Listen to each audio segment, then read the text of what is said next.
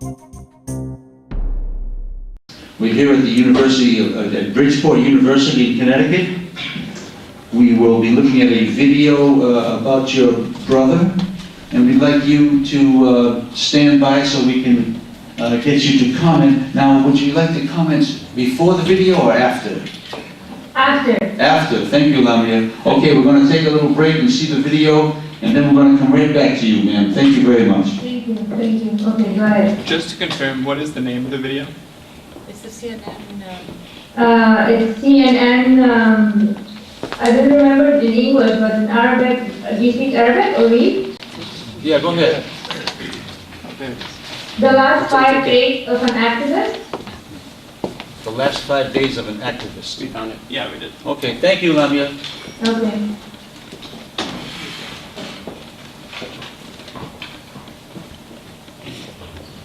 This is what happened when police first got hold of protester Sharif Sayed, according to this activist video. And this is where, 5 days after the brutal police crackdown, his friends gathered to mourn. Even now, it was hard to find a safe mosque. They're mourning here in small numbers, nervously, with a sense of fear that's entirely understandable when you learn how their friend Sharif came to die. Hammer collected and washed Sharif's unrecognizable body for burial. His torso was fine, but his face, the doctors told me he was suffocating because of that. His face was swollen like a soccer ball to the point you could not make out his features, and his skin was totally black.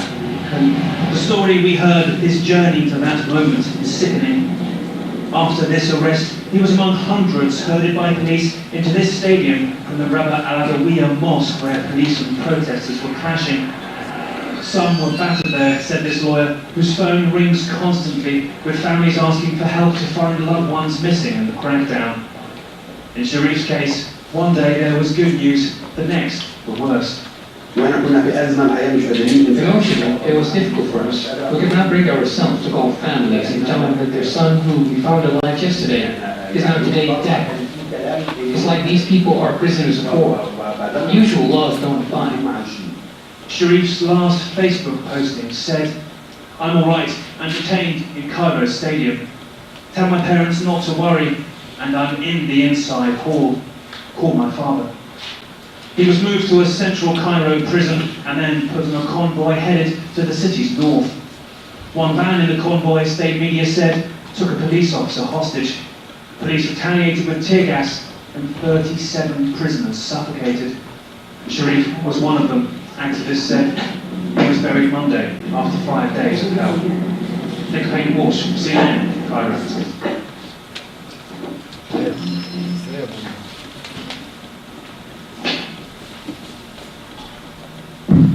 Okay, Lamia, we're back with you now.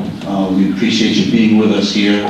And would you take now 3 minutes or more to explain to the people your presentation? Okay, so first of all, my name is Hazan and I'm Sharif's young sister. And as watching the video, he has been died in a very heroic way. First of all, I will give you a brief about Sharif. He is an electrical engineer. He used to work in an international leading company in Egypt. He has been living a decent life since he's born. He has never suffered or anything like most of the Egyptians or majority of them. He has been well educated, well brought up. He has never been affiliated to Muslim Brotherhood or any other political party. He was just, he had a dream of democracy for his country. He just went to 25th of January, even he was opposing Muslim Brotherhood when he made political mistakes. But this didn't stop his being a human being and go to Rabba to save some lives, help people that have been shooted to death. So in this day, he has been detained or arrested in a very shocking video that you saw. It's pretty longer than that. Like we beat him in every way that he can be humiliated. Sharif has been kept in a police station for 4 days. We lost contact with him for 1 day, but we found him. We met him. He was very, very quiet. He didn't talk at all. And then they transferred him to Abu Zabal prison. This is the name of a prison. And the day of that they transferred him, he was waiting in the front yard in his van, which holds double its capacity. It has to hold 25 detainees. It held like 45 of them.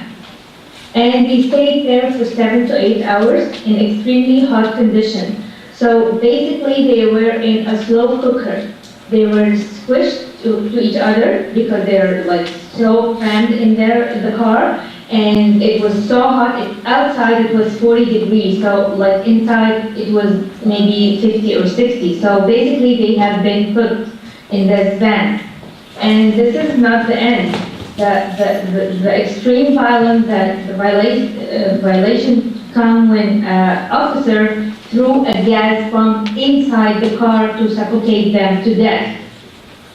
Only 7 prisoners who has been close to the windows have been survived, and 37 has been died. So the sad news that this has been totally ignored from the media. There has been a case in the court that set everybody in charge free, and the reason is whoever who threw the gas bomb is unknown. In the front yard of a prison, with the military and police officers everywhere, cameras everywhere, and still unknown that who killed those people. Again, I'm saying Sharif didn't have to do this at all.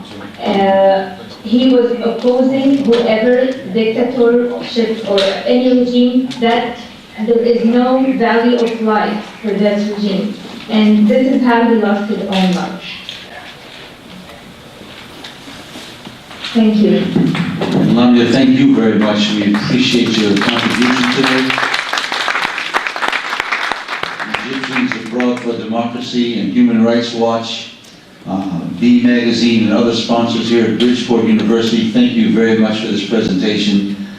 We are taking the initiative to get the message across to those who are in this room and those who will see this video later on in 2014 to just pray for the success of the Egyptian people who are under very dark days nowadays.